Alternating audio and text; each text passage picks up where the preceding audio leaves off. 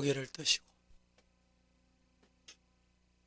등은 의자의 뒤에 딱 붙이시는 게 더 편안합니다. 저 3층에서도 동일한 방법으로 오늘 4부 예배, 1시 예배에 새로 오신 분이 722명이 오셨어요. 예배를 마치고 내려가는데 통로가 좁아가지고 여러분들이 수고를 많이 해주시고 선물 배부도 잘 적절하게 해주셨는데 내려가는 시간이 40분 걸렸습니다. 그래도 아무 이상 없이 이렇게 또 잘 마치게 돼서 감사하고, 과거에는 설교하면 약간 떠들기도 하고 자기 의사도 뭐 이렇게 표명하고 이랬는데 이 사이는 예배를 잘 드립니다. 얼마나 감사합니다. 5명의 자식을 둔 한 아버지가 있었습니다. 그 중에 한 명의 아들이 유독 병약하고 총명하지도 못하여 형제들 속에서조차 주눅들어 있는 아들이 아버지는 늘 가슴 아팠다고 합니다. 어느 하루 아버지는 5그루의 나무를 사왔습니다. 그리고 5명의 자식들에게 그 한 그루씩 나누어 주면서 1년이라는 기간을 주었습니다. 가장 잘 키운 나무의 주인에게는 무엇이든 원하는 대로 해주겠다고 아버지는 약속을 했습니다. 1년이 지났습니다. 아버지는 자식들을 데리고 나무가 자라고 있는 숲속으로 갔습니다. 놀랍게도 유독 한 그루의 나무가 다른 나무들에 비해 키도 크고 잎도 무성하게 너무 잘 자라 있었습니다. 바로 그 나무가 아버지의 가슴을 가장 아프게 하였던 그 아들의 나무였습니다. 약속대로 아버지는 아들에게 원하는 것을 물었고 예상대로 이 아들은 자기가 딱히 무엇을 요구하여야 할지조차도 말하지도 못하는 그런 형편이었습니다. 아버지는 이 아들을 향해 큰 소리로 칭찬하기를, 이렇게 나무를 잘 키운 것을 보니 분명 훌륭한 식물학자가 될 것이야. 식물학자가 될 것이며 그리 될 수 있도록 온갖 지원을 나는 아끼지 않겠다라고 모든 아들이 지켜보는 앞에 공포를 했습니다. 아버지와 형제들로부터 분명 명분 있는 지지와 성원을 한 몸에 받은 이 아들은 성취감이 고조되어 식물학자가 되겠다는 꿈에 부풀어 그날 밤부터 잠을 이루지를 못했다고 합니다. 하얗게 밤을 지난 새벽, 잘 자라준 나무가 너무 고맙고 신통해서 이 아들은 그 나무 곁을 찾아가 보기로 합니다. 어스름한 안개 속에 움직이는 물체가 그 나무 주변에서 느껴졌고 곧이어 물조리개를 들고 있는 아버지의 모습을 두 아들의 눈으로 확인하게 됩니다. 그 후 이 아들은 비록 훌륭한 식물학자는 되지 못했지만 미국 국민들의 가장 많은 지지와 신뢰를 받는 훌륭한 대통령이 됐다고 합니다. 바로 그분이 세계 명성을 떨친 프랭클린 루즈벨트 대통령입니다. 미국 최초로 사선 대통령으로서 오늘날 미국 행정부의 기능과 역할은 그의 통치 방식에 힘입은 바 크고, 국내적으로는 1930년대 대공황 타개를 위하여 뉴딜 정책을 추진했고, 대외적으로는 제2차 세계대전 동안 연합군을 지휘함으로써 이후 미국이 세계 평화에 기여하는 토대를 마련했을 뿐만 아니라 오늘 초강대국이 되는 밑거름이 되게 됐다는 말입니다. 아버지의 따뜻한 말 한마디가 세계 지도자가 되게 된 동기였다는 의미입니다. 여러분, 따라하십시다. 성도는 감사하며 살자. 감사하면서 사셔야 되는데 어디까지 감사해야 됩니까? 성도들은 도대체 어디까지 감사해야 돼요? 그리스도인들은 감사하는 사람들입니다. 하지만 우리는 어디까지 감사하며 살아야 할까요? 오늘 말씀은 다니엘에 대한 말씀임을 우리는 잘 압니다. 다니엘은 유다가 이스라엘이 멸망당하는 마지막 순간에 왕족과 지식이 뛰어난 사람들이 함께 끌려갈 때 함께 끌려간 청년입니다. 젊은 아이입니다. 제가 어제 서울 산정현교회 부흥회를 인도하고 왔습니다. 부흥회 첫 시간에 강단에 딱 서니까 제일 앞자리에 아주 안면 있는 청년이 하나 앉아 있어요. 우리 교회 청년이. 아니, 너가 여기 있어. 이렇게 하고 집회를 마치고 우리 같이 이렇게 나가는 게, 강사는 강사문으로 나가니까 만날 기회가 없잖아요. 제가 전화를 했습니다. 이 학생이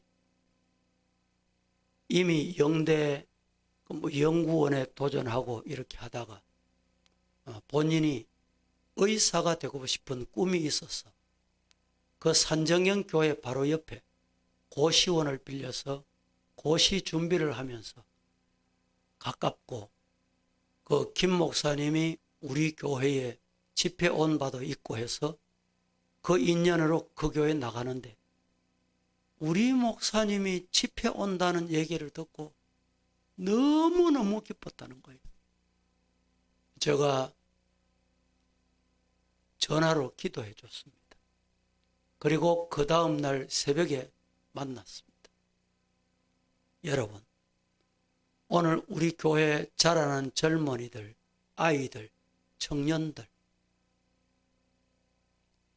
기성성도들의 말 한마디가 그들의 인생을 바꾸어 놓을 수가 있습니다. 이스라엘에서 누릴 것을 다 누렸던 귀족들이 포로로 끌려가서 사는 삶은 여러분, 평탄한 삶이 될 수가 없습니다. 다니엘과 친구들은 우상에게 드려진 음식을 먹지 않겠다고 선언하자 풀무불에 던져 넣었습니다. 하지만 하나님은 오히려 그들을 풀무불 속에서 건져 주셨습니다. 다니엘은 120명의 지방 장관 중에 3명의 우두머리 중 하나로 뽑히는 총리 자리에 이르게 됩니다. 노예인 종으로 끌려간 히브리 출신의 다니엘이 그 자리에 오르자 다른 대신들이 그를 시기하기 시작합니다. 이것이 세상입니다. 잘되면 사촌이 배아파하는, 지금이나 그때나 똑같은 것 같습니다.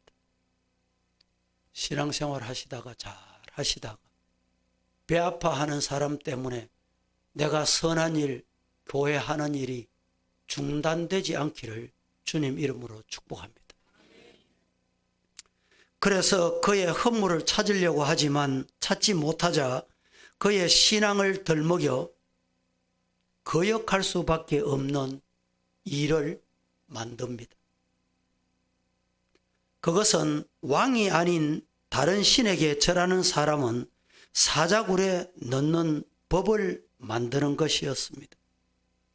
왕은 이 조서에 어인을, 도장을 찍었습니다. 그때 다니엘은 조서에 도장을 찍힌 것을 알고도 늘 하던 것과 같이 다락방으로 올라가 예루살렘을 향하여 무릎을 꿇고 기도했습니다. 오늘 집중하고자 하는 것은 바로 그의 기도 내용입니다. 다니엘은 기도하면 죽을 것이라는 것을 알면서도 기도하며 기도를 할 때 하나님께 감사 기도를 했더라는 말입니다. 이런 상황에서도 다니엘은 하나님께 감사 기도 드리는 것을 중단하지 않았습니다. 기도하면 죽을 것을 알면서도 하나님께 감사하는 기도, 아무나 누구나 선택하고 그 길을 갈 수 있는 것이 결코 아닙니다. 어떻게 그렇게 할 수 있을까요? 다니엘은 하나님은 선하신 하나님이시다. 그의 계획은 변하지 않는다 라는 사실을 믿는 믿음이 있었기 때문입니다. 믿습니까?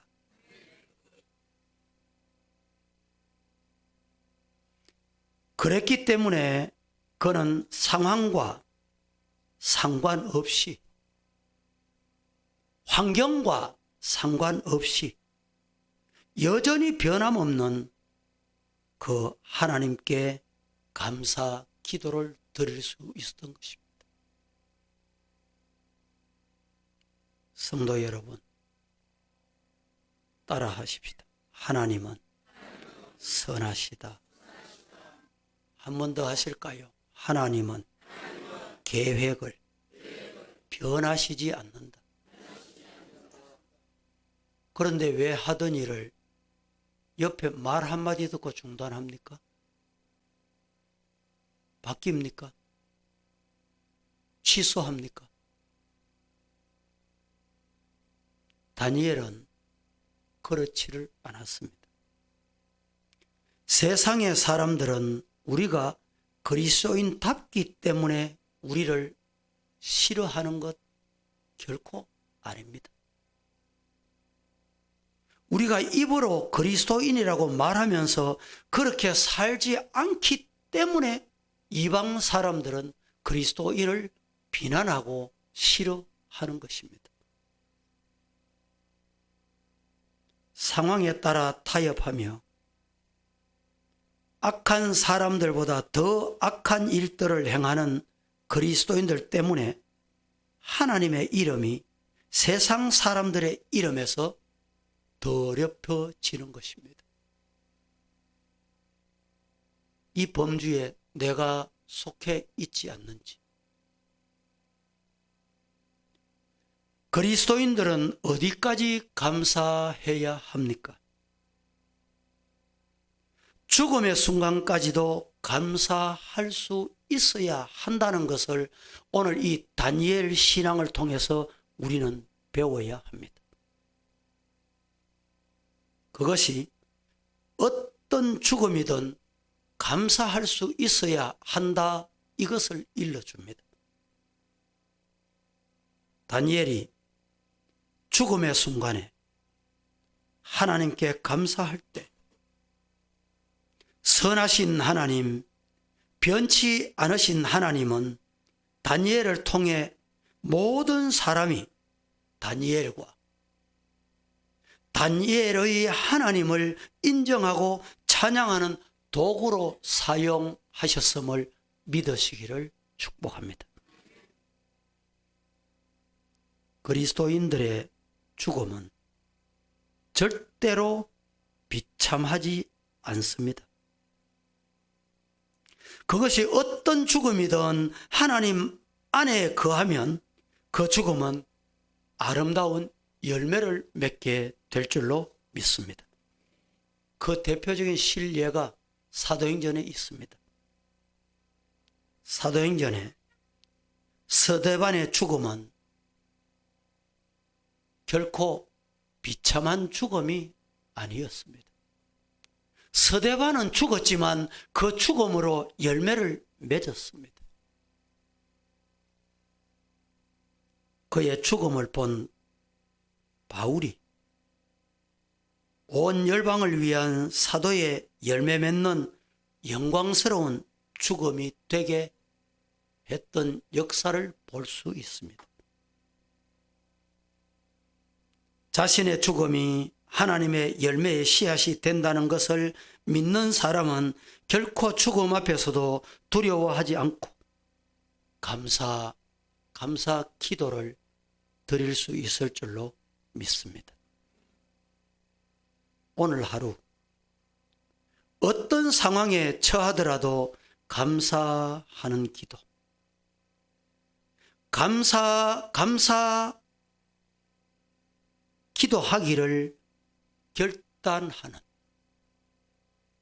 이 시간이 되기를 축복합니다. 그 감사는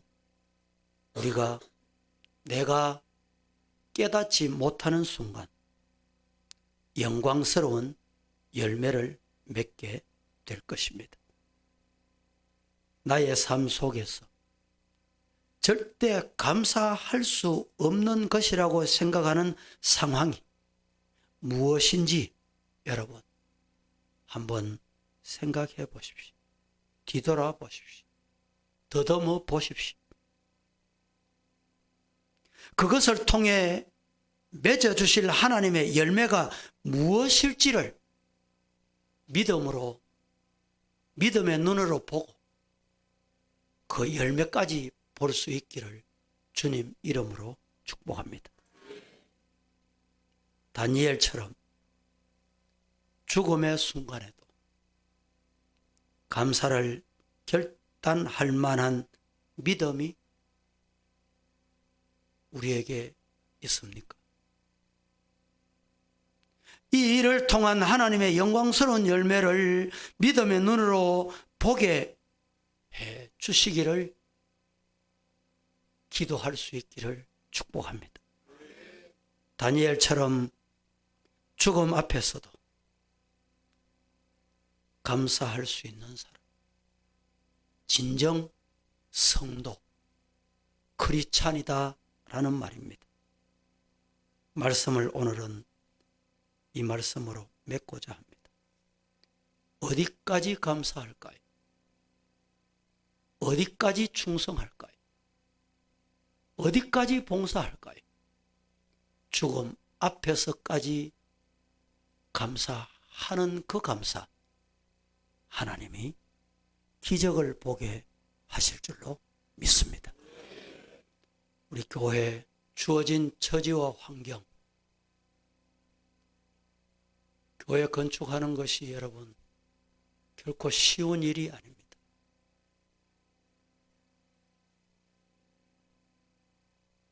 77평 도둑 맞은 것도 처음에는 참 앞이 캄캄했는데 우리 성도들이 이 기적의 기도 시작하고 나니까 하나님이 깨끗하게 해결해 주셨어요.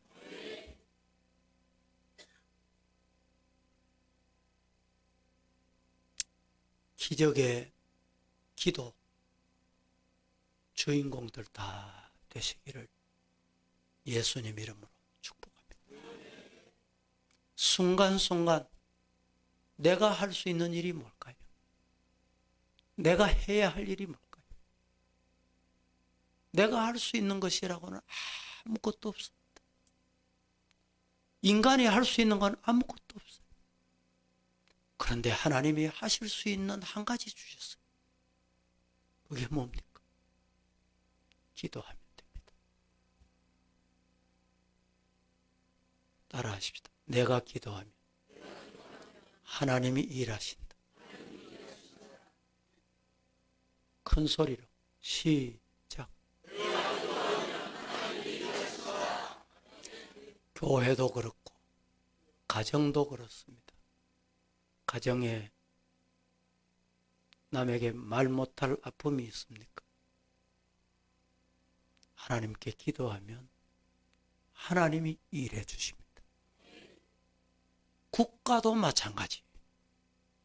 국가도 저는 우리 대한민국 건국을 보면서 정말 축복받은 나라, 이런 나라 세계 지구촌에 없어요. 이런 대한민국을 하나님이 결코 외면하시지 않을 겁니다. 다만 우리 크리스찬들이, 우리 성도들이 말씀대로 바로 안 살면 이스라엘을 하나님께서 바벨론을 들어서 애굽을 통해서 몽둥이로 사용하셨듯이 그렇게 될까 염려스럽다 이 말입니다. 저와 여러분, 우리가 할 수 있는 일은 기도입니다. 어디까지 기도해야 될까요? 죽음 앞에서까지도 기도하면 하나님이 기적을 주실 줄로 저는 믿습니다. 기도하겠습니다. 사랑의 하나님,